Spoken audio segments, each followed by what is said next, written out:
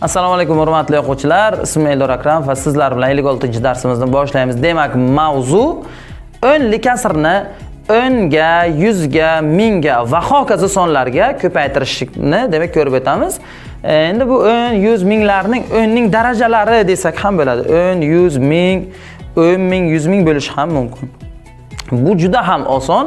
Buni hattoki ustuncha qilib ham o'tirish shart emas. Ya'ni o'nli kasrni o'nga ko'paytirishni kelib ko'rib o'taylik. O'nli kasrni o'nga ko'paytirganda noli bitta bo'layotganligi uchun o'sha o'nli kasrimizning verguli bir katak o'ng tomonga suramiz. O'nning noli nechta? Bitta. Shu uchun ham vergulni bir katak surar ekanmiz o'ng tomonga.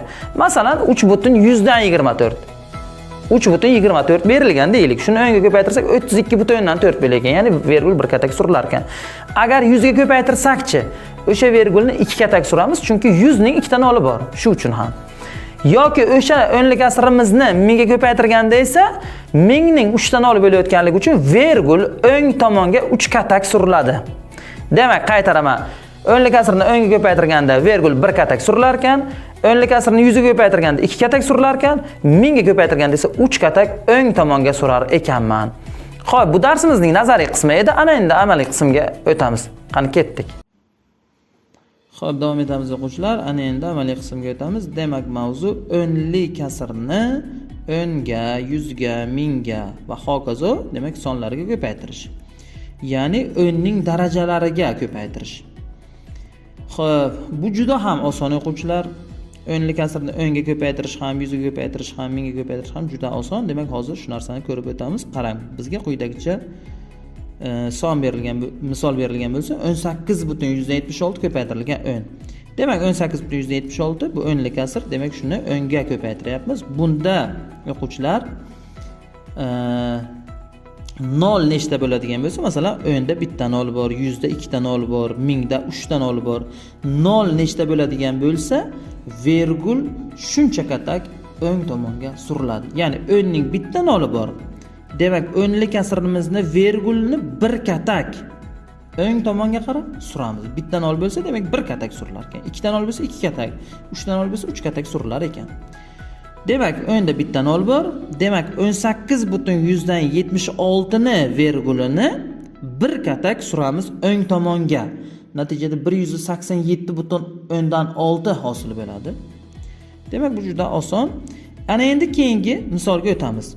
48,193 ko'paytirilgan 100 bo'lsin. Xo'p, 100 da nechta nol bor? 100 da 2 ta nol bor. Demak, vergulni o'ng tomonga 2 katak suramiz.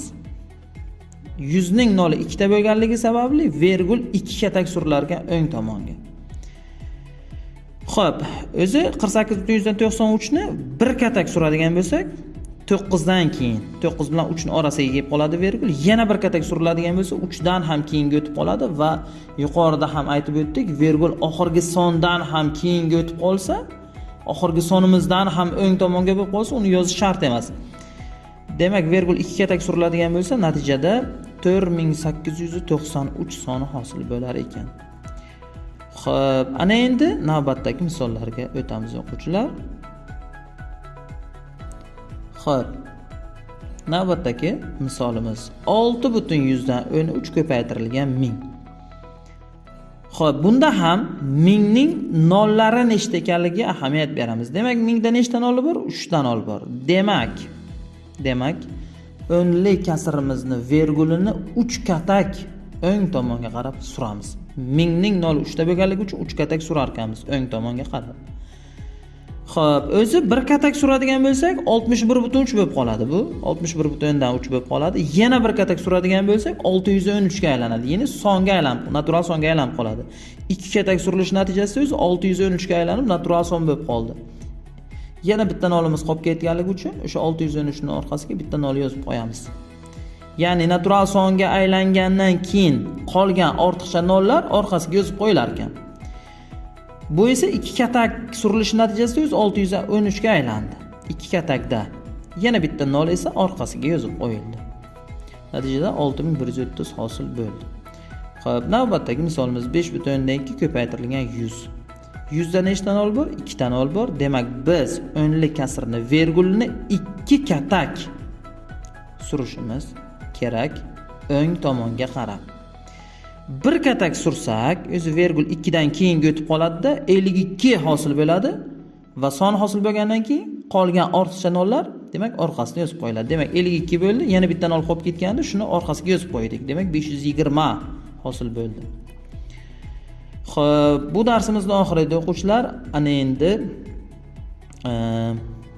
sizga maslahatim, darsimizni kamida 10 marotaba ko'ring. Shunda ham qanaqadir savollar bo'ladigan bo'lsa, ushbu raqamga Telegram orqali savollaringizni yo'llashingiz mumkin.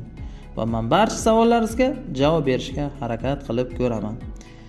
Siz bilan Eldor Akramov va Buxoro matematika maktabi bo'ldi. Keyingi darslarda ko'rishguncha